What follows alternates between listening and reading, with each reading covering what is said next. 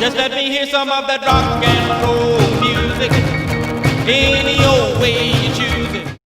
Hello, this is Katie with Vintage and Vinyl, and I'll be spinning some rockin' 50s records every week here on my channel, as well as sharing some cool Coca-Cola collectibles and other neat vintage finds. Stay tuned. Hey, it's Jack from Jack's Trax Records. And it's Katie from Vintage and Vinyl, and today we are going to be talking about the Edison Diamond Disc. All right, so here is the Edison Diamond Disc. These phonograph records were only made from 1912 to 1929 by Thomas A. Edison on his Edison record label.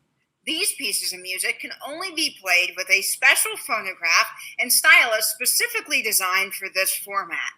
This is because the records we are used to have side-to-side grooves that can be played with a generic needle or stylus. The Edison Diamond Disc has up and down grooves, which is very strange, and the only records to have this trait.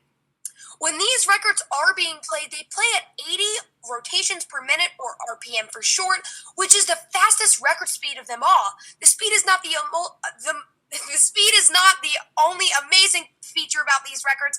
They are a quarter of an inch thick, which is one of the thickest records to ever be made of all time. They also weigh an impressive 10 ounces. The records can hold up to 4.5 minutes of music per side, which isn't very much due to their 10-inch size and their insanely fast speed. The music on these records usually are big band and orchestra music. Before creating the Diamond Disc, Edison had the phonograph cylinders, which is a whole other video, so we won't go much into that. But he decided he wanted to add a disc format to his list of products because of the popularity of the shellac records, better known as 78s. These records can be played on an ordinary turntable, but you have to have a different stylus to play these records. Diamond discs were most popular from the mid-1910s to the 1920s. Though the records supposedly had better audio, they had a much larger price tag compared to their competitors. Because of the drastic price difference, the format basically failed. Because of its short-lived period, the records have become very hard to find, and when you do find them, they are near to impossible to play because there are almost none of the Diamond Disc players on the market.